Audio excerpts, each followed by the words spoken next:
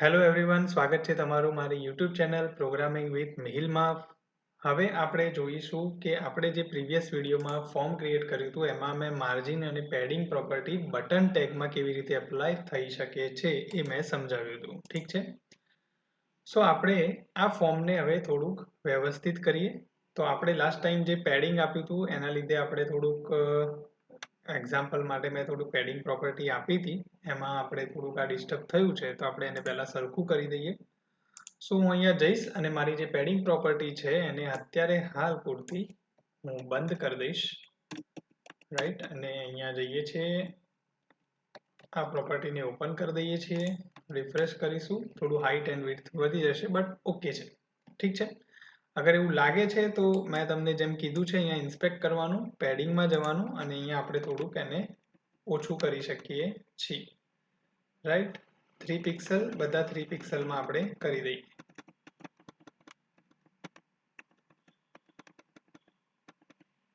Alright, તો આ થોડુંક સારું લાગે છે. તો હવે આપણે અહીંયા કોડમાં જઈને પણ 3 પિક્સલ બધામાં આપી દઈશું, જેથી એક વ્યવસ્થિત બટન આપણા રેડી થઈ જશે. ઓલરાઈટ, ઓકે, ચલો કમ્પ્લીટ. હવે આપણે શું કરીશું કે આ ઇનપુટ ફિલ્ડ છે આપણી, તો હવે આ ઇનપુટ ફિલ્ડમાં આ બોર્ડર છે એની. ઠીક છે, તો આપણે બોર્ડરને સરખી કરવી હોય તો શું કરી શકીએ છીએ? ચલો, સો હું શું કરીશ, આ જે ઇનપુટ ટેગ છે આ ઇનપુટ ટેગમાં હું અહીંયા બોર્ડર કલર આપી શકું છું. ઓકે, સો બોર્ડર કલર આપણે આપી દઈએ અત્યારે હાલ પૂરતો બ્લુ, ચેક કરવા માટે. જુઓ, આ થઈ ગયું તમારું બોર્ડર કલર. ઓકે, હવે તમે બોર્ડરનું રેડિયસ પણ આપી શકો છો. ચલો, તો આપણે સેકન્ડ પ્રોપર્ટીમાં જઈએ છીએ, બોર્ડર રેડિયસ. ઓલરાઈટ, હવે બોર્ડર રેડિયસમાં હું 2 પિક્સલ આપી દઉં અત્યારે. ઠીક છે, ચેક કરીએ આપણે, રિફ્રેશ. તમને અહીંયા થોડું કર્વ દેખાશે. રાઈટ, હવે એક વખત ફરીથી હું આને કમેન્ટ કરી દઉં, રિફ્રેશ કરું તો જો અહીંયા શાર્પ કોર્નર બને છે અત્યારે, સિમ્પલ શાર્પ કોર્નર દેખાશે તમને. હું થોડુંક ઝૂમ કરી દઉં અને હાલ પૂરતું બંધ કરી દઈએ. અહીંયા શાર્પ કોર્નર તમને દેખાશે. રાઈટ, હવે હું બોર્ડર રેડિયસ જે છે એને 2 પિક્સલ કરું છું. હવે આપણે આ જ પેજને બીજા પેજમાં રન કરીએ છીએ તો અહીંયા થોડું કર્વ દેખાશે તમને અને અહીંયા શાર્પ કોર્નર દેખાશે બંને ફિલ્ડમાં. ઠીક છે, તો બોર્ડર રેડિયસથી તમે તમારા બોર્ડરનું રેડિયસ આપી શકો છો. હવે હું આ બોર્ડર રેડિયસની જે પ્રોપર્ટી છે એને અહીંયા ઇન્ક્રીઝ કરું છું, તો તમે લેફ્ટ હેન્ડ સાઈડ જોજો, એ ઇનપુટના કોર્નર્સમાં ફરક પડશે એના ફિલ્ડ્સમાં. જુઓ, જેટલા ઇન્ક્રીઝ કરશો એ રીતે તમારી જે કોર્નર છે એ આ રીતે થશે. હવે આપણને ખબર પડી મેક્સિમમ 15 પિક્સેલ છે, પછી એનથી વધારે નહીં થઈ શકે. ઠીક છે, કારણ કે એ ફિલ્ડ છે પછી, રાઈટ, નહીં તો બધું ભેગું થઈ જશે. સો આપણને ખબર પડી ગઈ કે 15 પિક્સેલ છે મેક્સિમમ, તો આપણે 10 પિક્સેલ કે સમથિંગ રાખી શકીએ. તો અહીંયા 10 પિક્સલ કરી દઉં. હવે 10 પિક્સલ કરીને અહીંયા પણ હું વેલ્યુને 10 પિક્સલ સેટ કરી દઈશ. રાઈટ, હવે અહીંયા રિફ્રેશ કરીશ તો તમારું જે ફોર્મ છે એની ફિલ્ડ આવી રીતની કંઈક બની ગઈ. તો બટન પણ આપણે એ રીતે કરી શકીએ છીએ. ચલો, તો બટનની અંદર પણ હું શું કરીશ, બોર્ડર રેડિયસ આપી દઉં. બોર્ડર રેડિયસ 10 પિક્સલ આપી દઉં છું અને એનો બોર્ડર કલર આપી દઈએ આપણે. તો એનો બોર્ડર કલર આપી દઈએ છીએ આપણે અત્યારે હાલ પૂરતો એક્વા. રિફ્રેશ. સો આ રીતના બે બટન આપણા તૈયાર થઈ ગયા અને ફિલ્ડ તૈયાર થઈ ગઈ. તો નવી પ્રોપર્ટી કઈ શીખ્યા છીએ આપણે, બોર્ડર રેડિયસ અને બોર્ડર કલર. તો બોર્ડર પ્રોપર્ટીથી તમે તમારા એલિમેન્ટની જે બોર્ડર છે એ કરી શકો છો વ્યવસ્થિત રીતે એરેન્જ.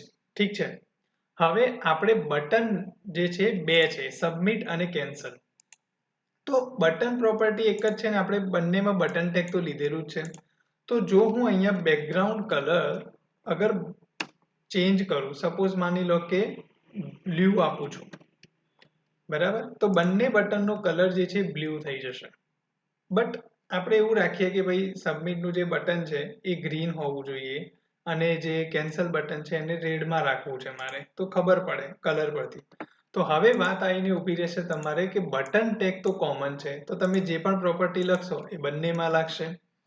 તો આના માટે તમારે શું કરવું પડશે, હવે કામ આવશે તમારું આઈડી, જે આપણે શીખ્યા છીએ આઈડી સિલેક્ટર. તો અહીંયા હું આપી દઈશ આઈડી ને સબમિટ નું નામ, અને અહીંયા જે આઈડી આપી દઈશ એને આપી દઈશ હું કેન્સલ નું નામ.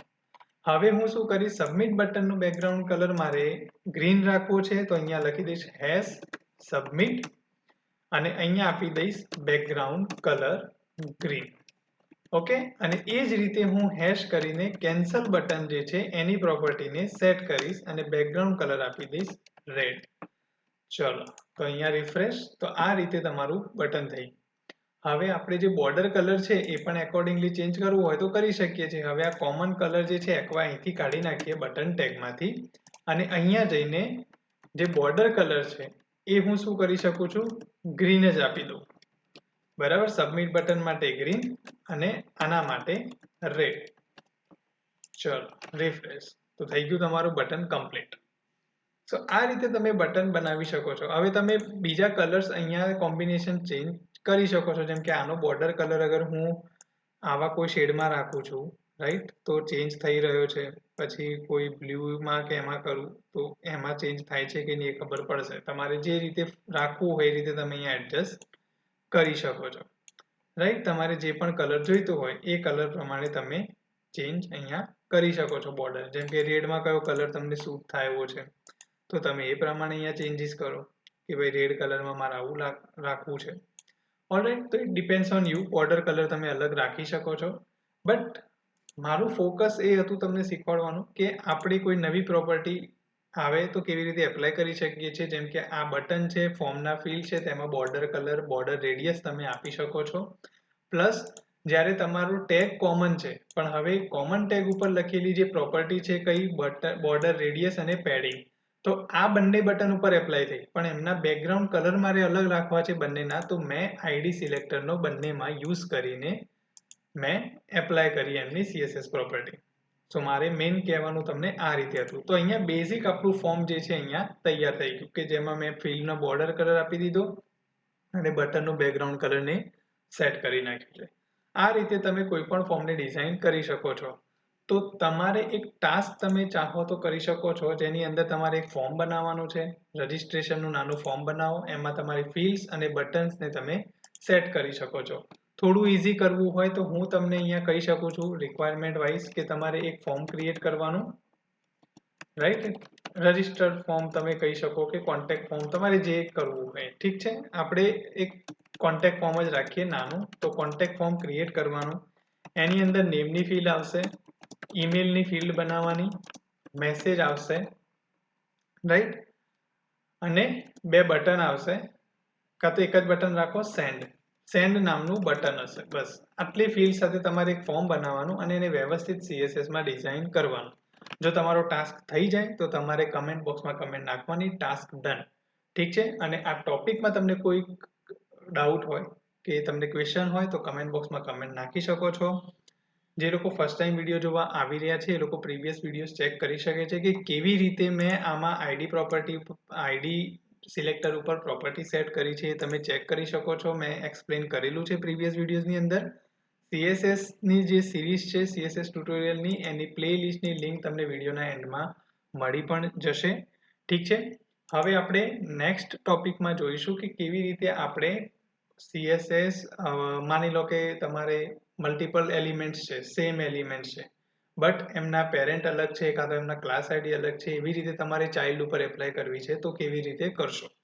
આપણે એવી રીતે થોડું કોમ્પ્લેક્સિટી પણ જોઈશું CSSની અંદર, અને થોડીક મેથડો બી જોઈશું. તો આપણે નેક્સ્ટ ટોપિકમાં મળીએ. મારા ચેનલને લાઈક, શેર અને સબસ્ક્રાઇબ કરજો, સપોર્ટ કરજો. કન્ટેન્ટ સારો લાગતો હોય તો ડેફિનેટલી લાઈક, શેર, સબસ્ક્રાઇબ કરજો. કમેન્ટ બી નાખજો કે તમને કેવું લાગે છે. ઠીક છે, તમારી બધી જ કમેન્ટ્સને હું રીડ કરીશ અને ટ્રાય કરીશ કે દરેકનો આન્સર હું આપી શકું. ઠીક છે, બનેલા રહેજો ચેનલ સાથે, લેટેસ્ટ વિડીયોઝ તમને આવતા રહેશે. ઓકે, મળીએ આવતા વિડીયોની અંદર. આવજો.